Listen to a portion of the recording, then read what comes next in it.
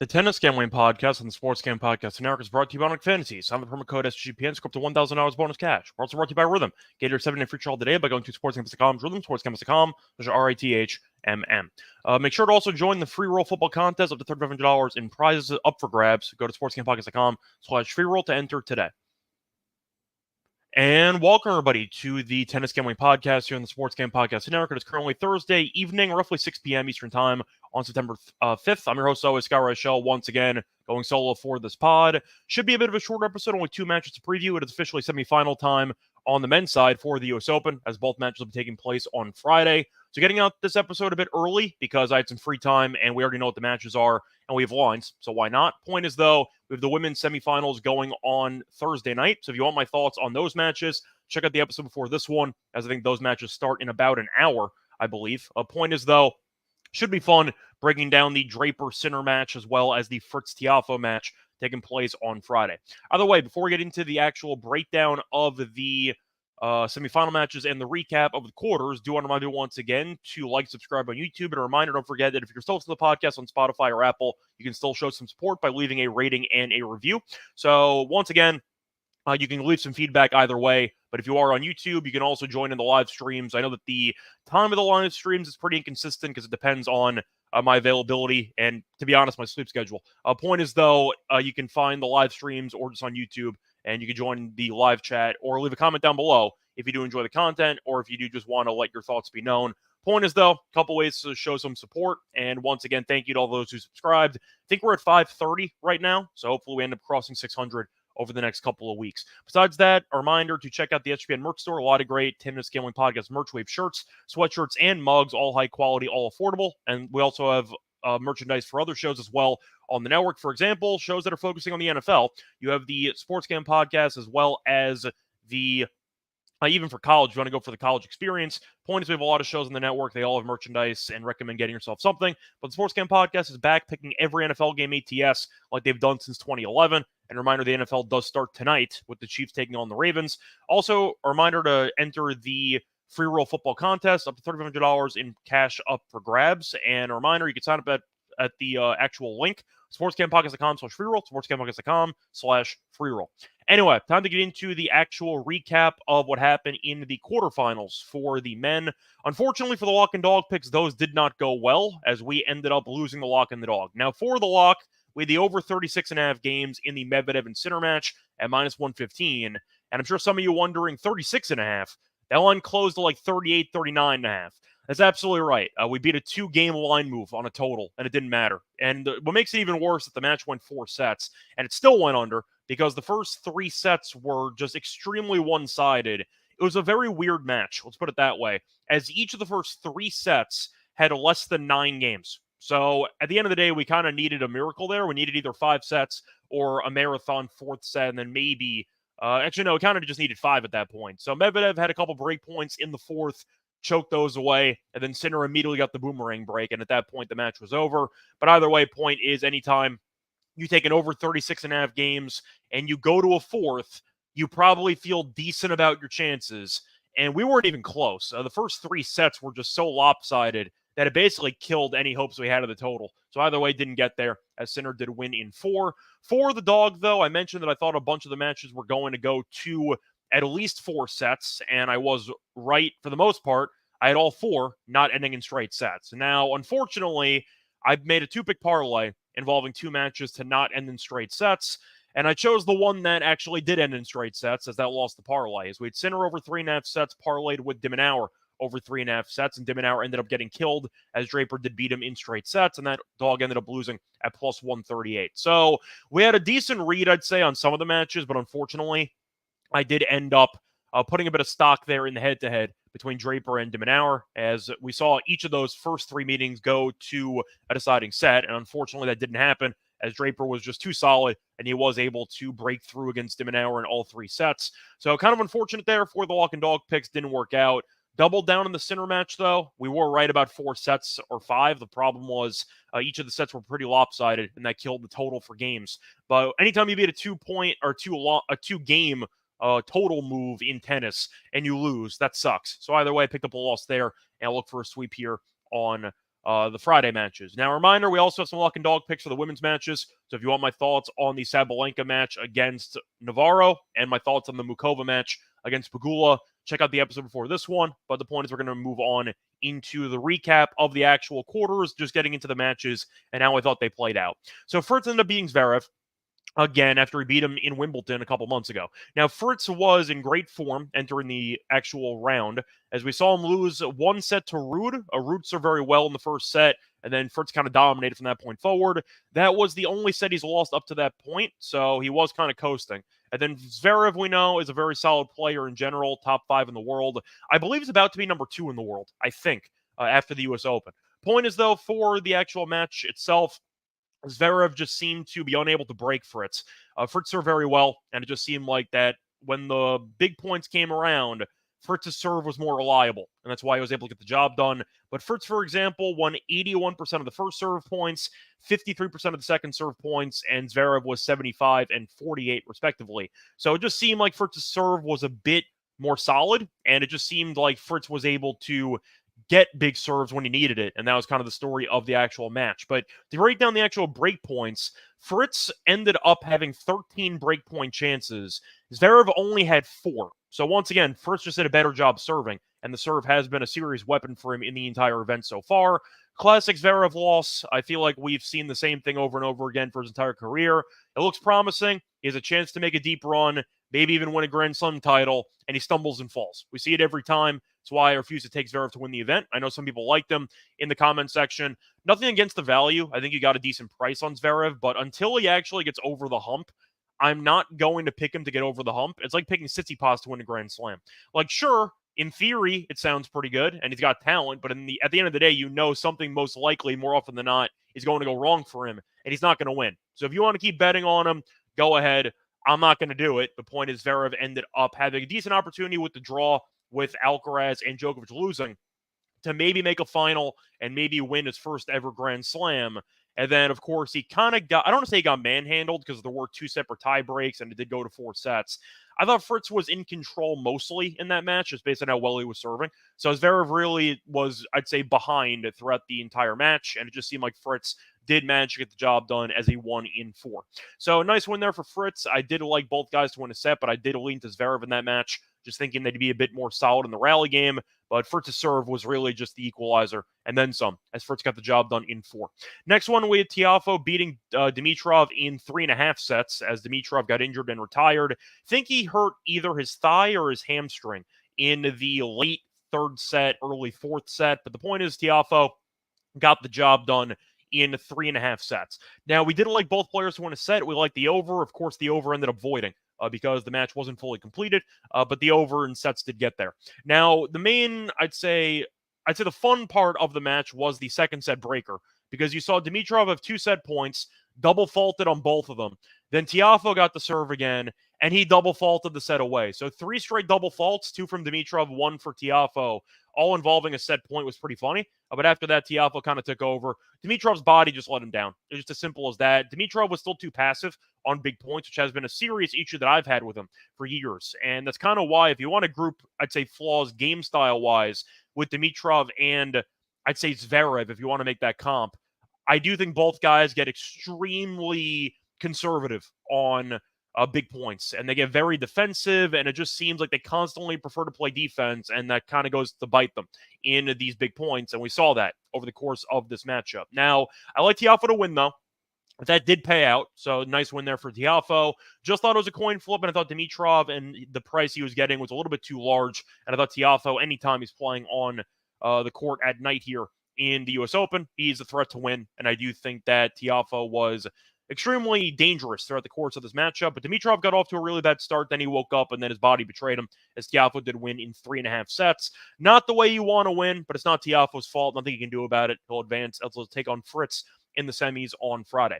Anyway, getting into the matches from Wednesday.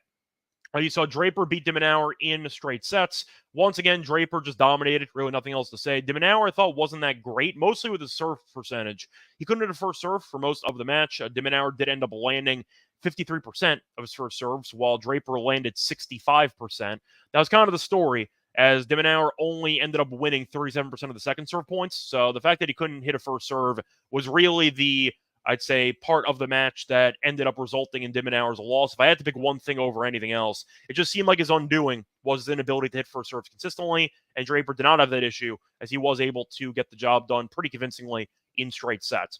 Then you had the last match between Sinner and Medvedev, which was competitive, kinda, at least based on the scoreboard, because it went to 4 sets. The problem was each of the first 3 sets were over in about 10 minutes, because you ended up seeing one guy get a massive lead in each of the first 3 sets. But you ended up getting 6-1, 1-6, 6-2. Or sorry, 6-2, 6-1, 6-2, 1-6, 6-1. So the first 3 sets weren't even competitive at all. 4th set was, so kind of a weird match to evaluate. But Sinner was just too solid at the end, and it just seemed like Sinner was not missing on either wing. I'd say the main issue for Medvedev was the serve, which has been an issue for, in my opinion, the last year or so. And I think that's why it's not won another Grand Slam title. But Medvedev, at the end of the day, I just thought wasn't doing enough with the first serve, and it felt like Sinner was constantly getting returns back in play. And we saw Medvedev faulting a lot in the 4th set, but I do think at the end of the day, Sinner was just too rock solid with his overall strokes, and I just thought that Medvedev really couldn't break through. It just seemed like every big point in terms of length and in terms of importance went in favor of Sinner, and Sinner was just too solid on both wings. But Medvedev had some chances, had a couple break points there in the 4th set, couldn't convert as he had some chances in the 2-3 game. And unfortunately for him, he couldn't convert. And then Sinner immediately broke in the following game, and he held on to win that one. So point is, nice job by Sinner, as he ended up looking pretty comfortable for the last couple sets. I don't know what that second set was from Sinner. His level just dropped off a cliff. But then once the 3rd set came around, he kind of dominated, and Medvedev was just constantly trying to find ways to break through. Couldn't do it, as Sinner ended up winning as the favorite. So either way, point is not so much drama. You had no 5-setters in these 4 matches. Couple 4-setters, though, so still competitive, but hopefully we get a couple of even more dramatic matches here in the semis on Friday. Before we get into the actual matches, though, do want to remind you once again, they're brought to you by Modern Fantasy because they have a pick'em, and that gives you a chance to win 1,000 times your entry. The NFL's back, and there's a ton of pick'em specials to get you started. You can now use specials and boost on all flex entries. I'll probably do something with Rashee Rice tonight. I'll go with this higher on receiving yards in the Thursday night game between the Chiefs and the Ravens. A reminder, though, sign up the promo code SGPN to claim your special pick. Your first time deposit offer up to $1,000 bonus cash on Fantasy promo code SGPN. Welcome back, everyone, to the Tennis Gambling Podcast. Just finished recapping what happened in the men's quarterfinal matches. Now it's time to get into the semifinal matches taking place on Friday. Starting off with the first match on the card, you have Draper taking on Sinner. Sinner's a massive favorite. Sinner's around minus 650. Draper is around plus 475. For the over-under in games, you have around 35.5 or 34.5, with some juice there to the over at 34.5. The over 3.5 sets is minus 140. The under is plus 110. Set spread, Sinner in straight sets is plus 135. You have Draper to win a set at minus 165. For the over 4.5 sets, if you want it, you can get that at 3-1. Now, they faced off one time in their careers. It was dated, though. Faced off on grass back in 2021, and you saw Draper actually win. Draper won 7-6, 7-6. Now, it was 3 years ago, so I'm not sure if it actually matters on a different surface, but I got to mention it. So Draper has done well in the head-to-head against Sinner with a very, very limited sample size. Now, Draper's not dropped a set yet, as he's been coasting. In fact, he has not gone to a single breaker. He's just been dominating pretty much every set. And you're looking at the recent matches, beat de Minaur, beat Makic like it was nothing. Dzanchop, he ended up beat Diaz Acosta, and beat Zhang. So the main takeaway, though, is that the biggest win he has in this event is against de Minaur. So it's obviously a massive step up in competition, because Sinner, we know, is right now the number 1 player in the world. De Minaur's in the top 10. But the point is, Draper hasn't exactly faced off against, I'd say, many consistent top 10 players in this tournament. So you can argue that his path has been on the easier side. That's not exactly his problem. He's beating whoever's in front of him. But I guess the counterpoint is he's due for some regression once he faces off against a top-tier player in the world. And now as for Sinner, he has had a bit of a more difficult time, but he has had some tough competition. Medvedev, we know, has given him problems in the past, and he did beat him in Wimbledon. But Sinner got revenge as he won in 4. Good win there. Beat Paul in straight sets. Should have dropped at least one set there, down a double break in the first, and he had a couple of second serves in the tie break, which was very in the balance, and Paul couldn't hit a second serve return in. So he had a chance to lose each of the first 2 sets, but he held on to win in straight. beat O'Connell comfortably, beat Mickelson comfortably, and did drop the first set against McDonald in the first round. So point is, Sinner has been very solid, but the argument is he has been dropping some sets occasionally, and he should have dropped a set, at least one, in each of the last two matches. Didn't drop one against Paul, but he probably should have. And against Medvedev, he lost a set 6-1. So at minus 650, the question is, do I think Sinner is, first of all, do I think Sinner is going to lose? No. I think if Sinner plays the way that he did in the final two sets against Medvedev, he's winning the entire event. I think that he looked that good in the final two sets, and it just seemed like he was constantly hitting his spots. Of course, we know he's going to bring the firepower, and the overall ball striking ability is elite. I believe Tommy Paul said after his loss to Sinner that Sinner is the best ball striker on the entire tour. I agree with that. He said that Alcaraz provides some variety, and Sinner does provide just consistent ball striking that is really unparalleled in the entire tour. I agree. I think Sinner's overall ball striking will be too much for Draper to handle as the match goes on. However, I do think that Sinner's going to win, but I do think that Sinner's not going to win in straight sets. I think Draper has the ability to win at least one set. Sinner, we saw, whether involved in the McDonald match or even the Paul match or the Medvedev match, there are some sets in there where Sinner's forehand kind of goes awry, and it does seem like he has to regain his overall form. I can see that happening here. I think Draper will be able to keep balls in play. We know Draper is very willing to be a baseline rallier, and I think he'll try to prolong the points, trying to extract unforced errors from Sinner. Not to mention he has a unique lefty serve, especially the serve out wide, which can get him some free overall points if he hits his spots. So I do think that Draper will win a set here, and I do think that Draper being minus 165 to win a set does make sense. If you want the over 3.5 sets, I don't mind it at minus 140, but I do think that Sinner is going to win with probably each guy winning a set. So I don't mind Sinner in 4. If he won in straight sets, would I be shocked? No, he's Sinner. Like, I know how good Sinner is. I just think based on the price, I don't see much value taking him to win in extremely dominant fashion because Draper's been that good in the event. And I get the fact that he hasn't faced off against many great players, as Draper's only faced off against one top 10 guy in the entire tournament so far. He's still been very comfortable. He's still a good hardcore player. And even though it is dated, he did beat Sinner in the only head-to-head meeting. So I am going to go with Draper to at least do something in this match. But I do see Sinner to win the match and both players to win a set at around plus 127. That I like. I'll take that as my main thought for this match. Moving on to the next matchup, you have Fritz taking on Tiafoe, which is going to be the night match, and the crowd should be amped for this one. So for this matchup, Fritz is decent favorite, is around minus 250. You have Tiafoe at about plus 210. For the game spread, minus 4 for Fritz, plus 4 for Tiafoe. The over-under is around 40 games or 39. Looking at the set spread here, Fritz minus 1.5 sets is minus 125. Tiafoe plus 1.5 sets is minus 105. The over 3.5 sets is minus 205. The over 4.5 sets is plus 215. And for the straight sets here, Fritz to win in straight sets is plus 240. Now, even though they're both Americans and they're both friends, you would have thought the head-to-head was a bit competitive. But just based on how these guys play, you would have figured eventually Tiafoe would have found some overall success if Fritz's overall, I'd say, rally tolerance broke down, and if Fritz ended up winning because Tiafoe just couldn't serve as well, or if he just hit a bunch of unforced errors or mentally checked out. However, that has not been the case in the head-to-head because Fritz has owned the head-to-head. Fritz is 6-1 in the head-to-head. In fact, the only win that Tiafoe has was in 2016 back in Indian Wells. That went to 3 sets. So Fritz has won 6 straight head-to-head matchups, including a match last year in Acapulco, where Fritz won 6-3, 6-4.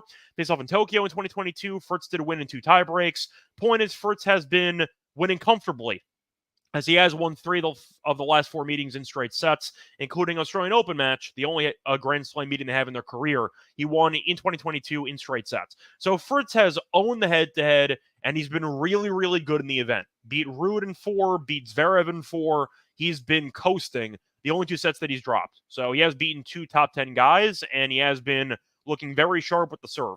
As for Tiafoe, he's been good too. However, he has been dropping sets left and right. Dropped a set to Kovacevic. You saw Shevchenko get injured, but he was going to win in straight sets. Beat Shelton, coming back from 2 sets to 1 down.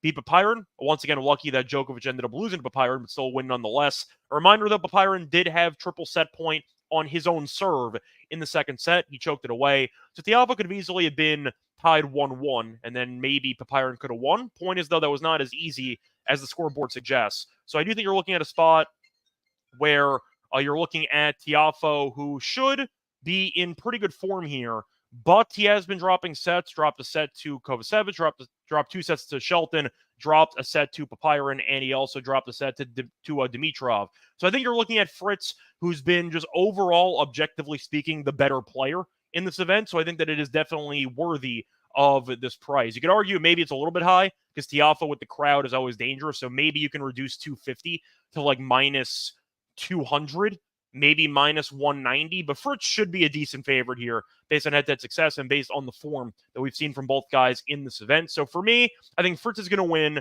The question is, how do you find value taking a minus 250 favorite? So based on that, I think I am going to go with Fritz minus 1.5 sets here at minus 125. Yes, I know that Tiafoe is dangerous and he can win a bunch. He could just win the match in general if the crowd support is going to be there and he could use the momentum of the crowd. However, Tiafoe, once again, has looked good in the event, but he has not looked extremely dominant, and I think Fritz has. I just think Fritz's serve is a lot better than Tiafoe's. I think Tiafoe's second serve can be very vulnerable, and I think that Fritz will be able to get a bunch of breakpoints in. We know Zverev is a pretty good server. His second serve's not great, but Zverev did hit a lot of his first serves. I want to go by percentage because Zverev really was serving well, and Fritz still had a bunch of breakpoints. It just felt like Fritz was all over the Zverev serve, and his return game has been very, very successful in the match. But for example, Zverev did hit 71% of his first serves.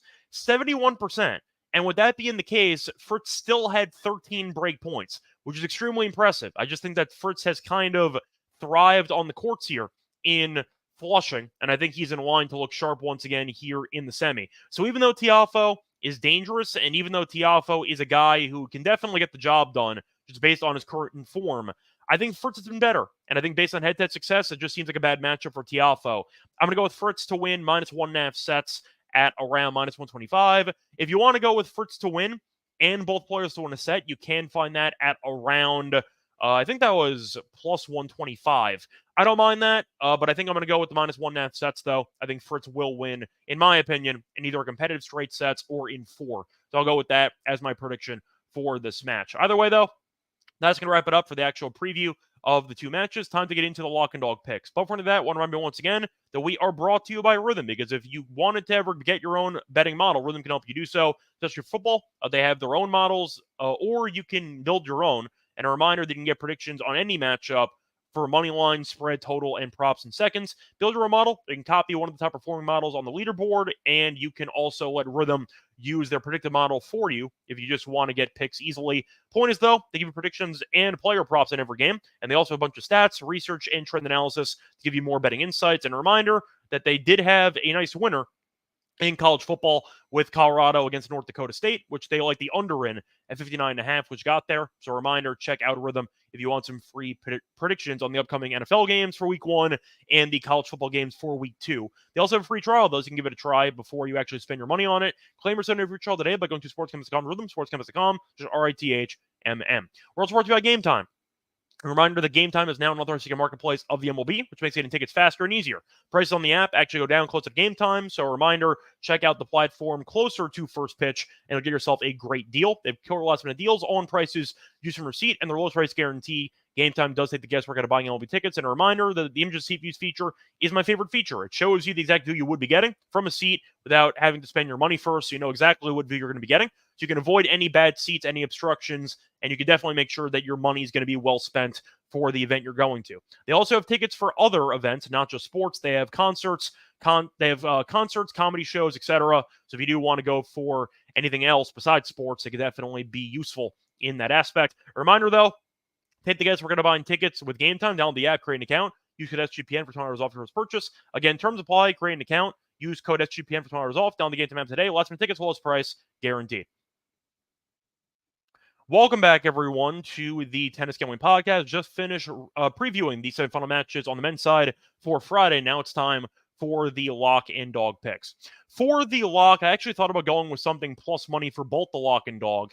And you know what? I think I actually am going to do it. I initially had a play ready, which was going to be Fritz minus 1.5 sets. However, I do think Tiafoe is going to leave here with something. I think Tiafoe with the crowd should be good enough to win at least one set. So I am going to go with a play. I'm kind of changing it on the fly, actually. But I am going to go with both players to win a set and Fritz to win and that one is going to be at plus 125 as my lock. So a couple reasons why I'm going to go with this as my lock. First reason, I think Fritz is going to win. He's 6-1 in the head-to-head. He's won 6 straight. So the fact is Fritz has owned the head-to-head, and I do think that Tiafoe will struggle at times to actually break through against the Fritz serve.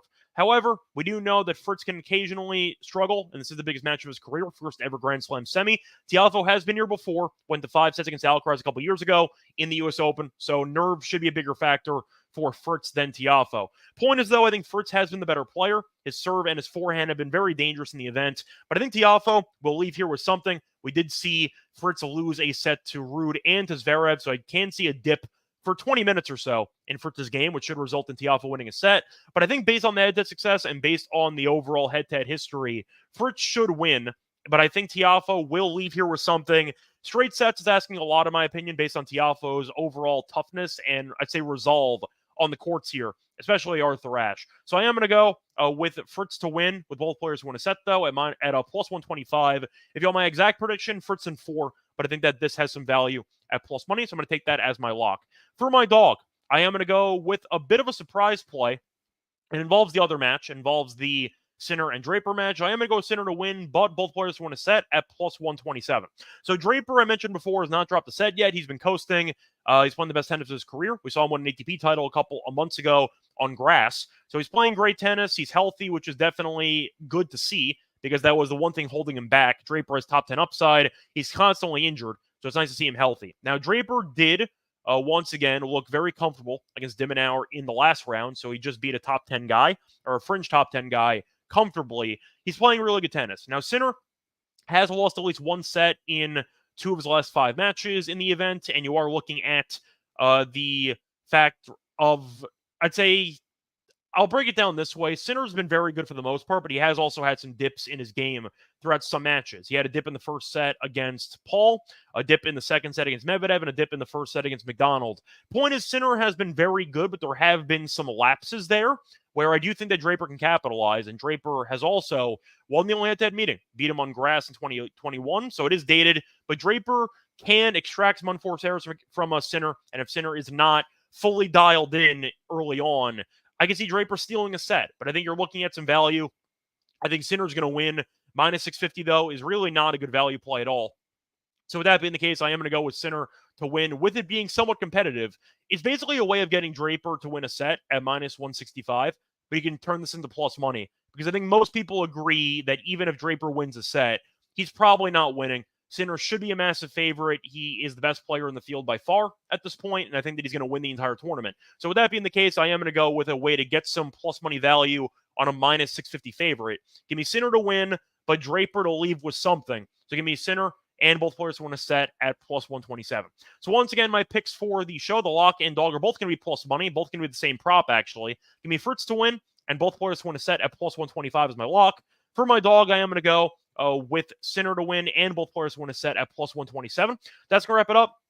You can find me on Twitter at Reichel Radio. Find me on the NBA show, the MLB show, the WNBA show as well. Until next time, good luck to all of you and all of your bets. Bye, everyone.